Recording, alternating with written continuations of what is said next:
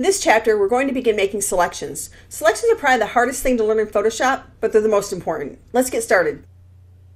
Okay, let's begin looking at selections. I have my Marquee 1 and Marquee 2 pictures open. They can be found in your Chapter 2 folder. And I'm going to begin with the Marquee 1 picture first. And you'll see they're both the same picture, but I'm going to show you what happens with using the Marquee tool. The Marquee tool is that rectangular tool with the dashed lines on the tool panel. And again, you'll notice because of the little triangle at the bottom of the tool on the tools panel that tells us there's hidden tools underneath.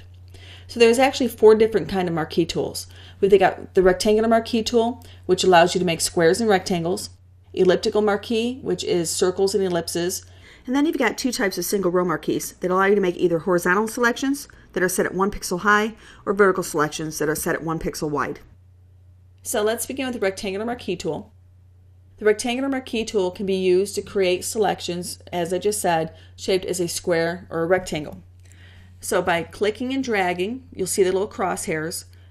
That's where my selection will begin, and I can click and drag, and where the crosshair finishes, here I'm going to the bottom right, when I let go, that creates my selection. Command D or Control D on Windows will remove your selection. D for deselection. If I hold my Shift key while drawing my selection, you'll notice that my little tooltip that's there, showing me my width and my height, is constraining the proportion of my rectangle to a square. So that's holding my Shift key. If I let go of my Shift key, you'll see that now I can resize my rectangle in any proportion I want. It'll remain a rectangle, and it's not constrained to the square proportions. So I'm going to select my flower, and when I release, you'll see the little dashed lines that are similar to what you see on the tool, and they appear to be moving. These are called marching ants. What this tells us is right now our selection is inside the area of the marching ants. So if I wanted to do something to my selection at this point, I would probably want to do it to the outside of my selection, not the inside of my selection. So if I were to hit delete at this point, the fill command comes up, and by default it shows content aware. I'm going to go ahead and change that to white. If I click OK, you'll see that white has replaced my selected area. And that's not exactly the effect I was going for.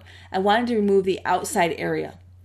By using the selection tool, I can remove a portion of my document either inside my selection or outside my selection and still keep the same canvas size.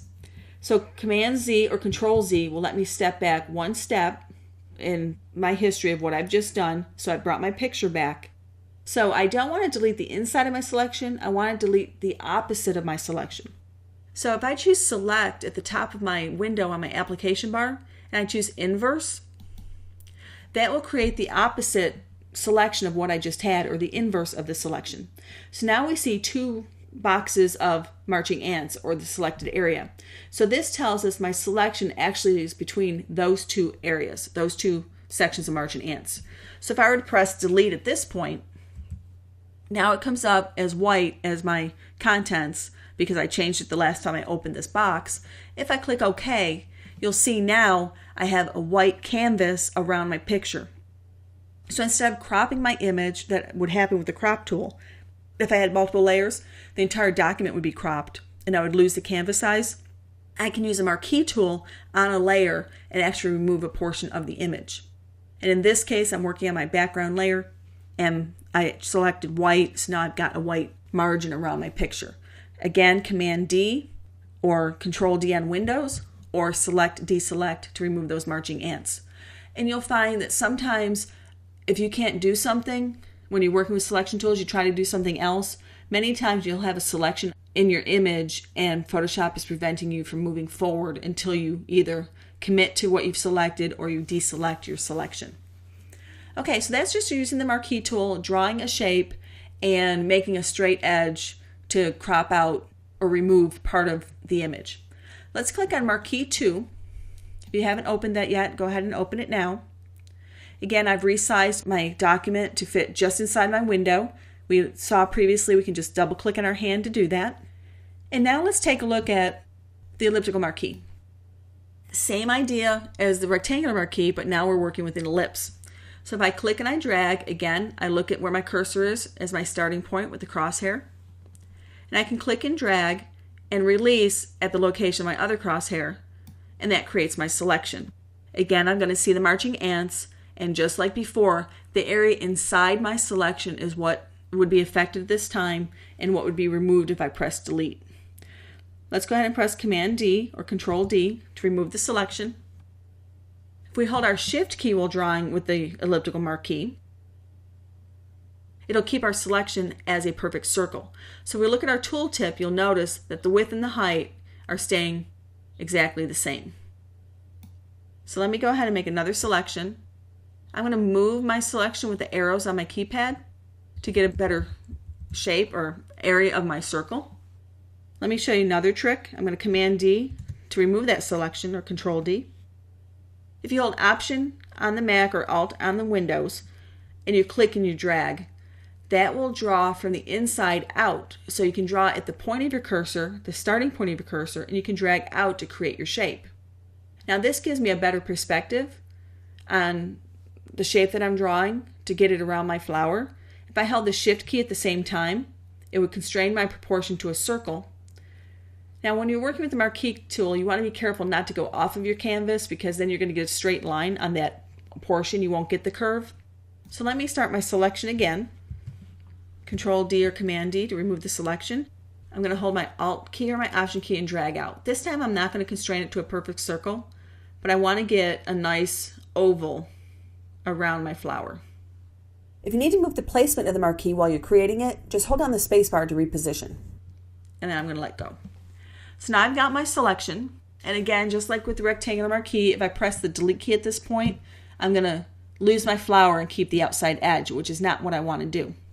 But before we switch our selection to the inverse, let's go ahead and do a little effect to it. Under the Select menu, we're going to point to Modify, and we're going to choose Feather. By default, the feather selection opens with a radius of 5 pixels. That's kind of small, and usually this is kind of a little guessing game that you're going to have with Photoshop, because the pixels are dependent on the resolution of your image, so that has to do with how you opened your image, or if you placed your image, and a lot of different variables. So usually I just kind of play around with a couple numbers to get an idea of what's going to happen, and then I figure out what number I want. Because remember, you can do Command Z or Control Z on Windows to undo the last thing you did and then try again. So I'm going to go ahead and change this to a 15, and I'm going to click OK. You'll notice it appears nothing has happened. But when I choose my Select Inverse, again, I want to select the opposite of what I have right now. I want the outside of my flower, not the inside. I'm going to choose Inverse, and we'll see my selection is now the outside edge of the document and then the outside edge of my flower, and I press Delete. Again, I'm going to fill this with white. You'll notice now, Command D or Control D to deselect, we now have a blurred edge or a feathered edge around our flower. So let's compare that to Marquee 1, where we used our rectangular marquee. You can see the straight edge, and on Marquee 2, we've got a feathered edge.